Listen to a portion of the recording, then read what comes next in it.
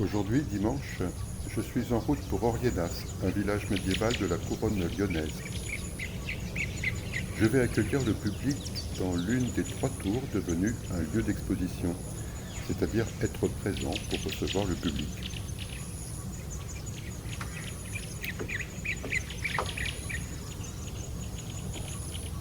Cela commence déjà sur la route. Question ici d'état d'esprit. Quand se prépare-t-on? Peut-être avant de monter dans la voiture, y avoir pensé en amont, être ainsi de permanence depuis un bon bout de temps déjà, et surtout une fois que l'on sera sur les lieux, rester jusqu'au bout d'un temps donné. Il s'agit simplement d'accueillir le public tout un dimanche de 10h à 18h, s'en tenir à cette idée d'accueil comme fil conducteur de la journée. C'est la première fois que je montre au public mes visages imaginaires. D'habitude, je suis plus à l'aise avec mes tableaux abstraits, trop à l'aise comme on peut l'être quand on s'installe dans une répétition, une habitude. On finit par pouvoir répondre à tant de questions qui nous ont déjà été posées, c'est presque de l'ordre de la récitation. Mais aujourd'hui c'est différent. Je n'ai rodé aucun discours, j'ai la sensation d'avancer avec une fragilité que j'avais oubliée. Ce n'est pas une inquiétude, pas une angoisse, plutôt une curiosité. Comment s'effectuera la réception de ces peintures de visage, de ces peintures dont j'ai compris que le prétexte était le visage, c'est-à-dire ce qui est mis en avant, cette partie de nous qui sert à nous identifier, à exprimer une émotion, à échanger avec l'autre, à se reconnaître ou à se distinguer. Visage. On dit aussi figure en peinture. On se figure quelque chose de l'autre en prenant appui sur l'expression de son visage. Et justement, que se figure-t-on? Comment nous fabriquons-nous une idée de l'autre à partir d'une série d'expressions? Comment fabriquons-nous cette croyance que l'autre est souvent, en premier lieu, un visage? Lorsque j'étais gamin, j'avais l'impression que les visages étaient des masques. Je me demandais toujours ce qu'il pouvait y avoir de caché derrière ces masques. Ma pire angoisse, c'est qu'il ne puisse rien y avoir du tout, que derrière un visage, un masque, il n'y ait que le néant. Et bien sûr, ce néant me renvoyait au risque de percevoir en moi-même le même anéantissement. C'est à partir de cette angoisse que je me suis mis à dessiner au tout début des visages imaginaires. Pour contrer quelque chose, pour que le néant n'emporte pas tout, pour exorciser quelque chose. Plus tard, j'ai dessiné et peint de beaux visages, mais quelque chose me gênait, l'intention qui se dissimulait derrière ces belles peintures. Être reconnu, accepté, aimé, parce que j'avais un bon coup de crayon ou de pinceau, c'était au final désespérant aussi. Il fallait accomplir un genre de prouesse pour bénéficier de ces choses, et une fois acquises, il y avait un sentiment d'imposture qui n'en finissait pas de persister, une trahison. J'étais parvenu à imiter assez bien ce qu'on appelle la réalité, du moins de façon suffisamment convaincante pour que ça en ait l'air. Mais ce n'était pas la réalité.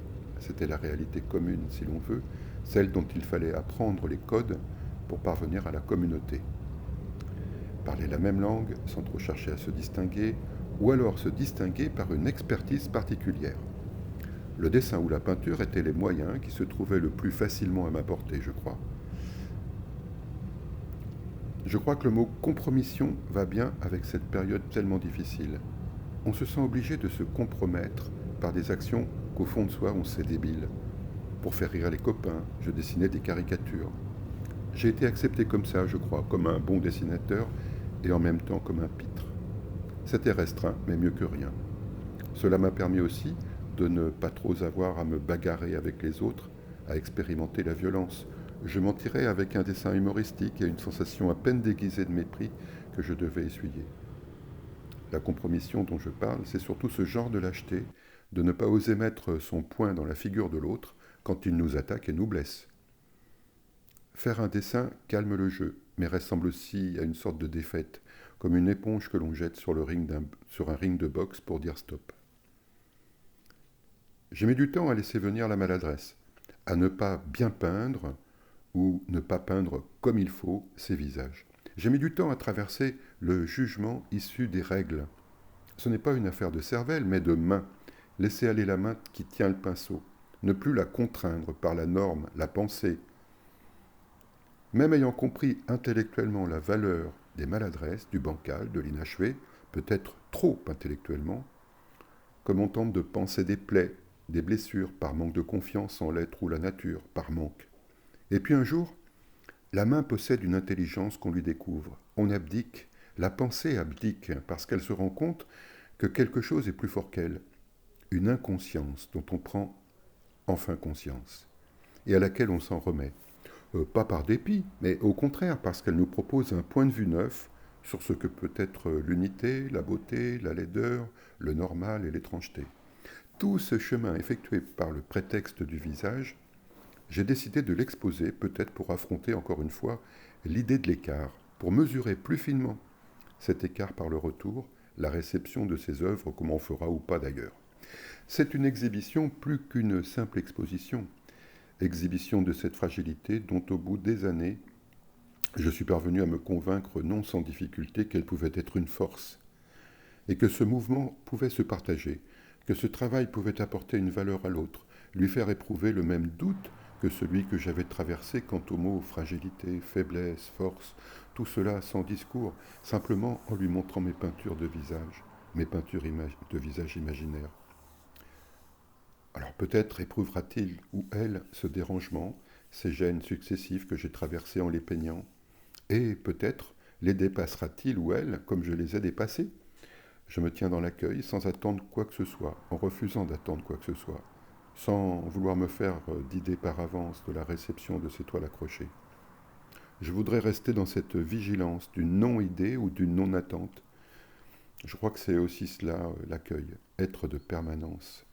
À la fois pour se préserver sans doute, mais pas seulement, pour laisser la place à l'autre de dire ce qu'il voudra dire, ce qu'il osera ou non dire. Même le silence sera d'importance. Ensuite, il y aura mes réponses aux questions. Tentez aussi de rester attentif à ce qu'elles seront dans l'immédiat. Je n'ai rien préparé concernant les questions possibles.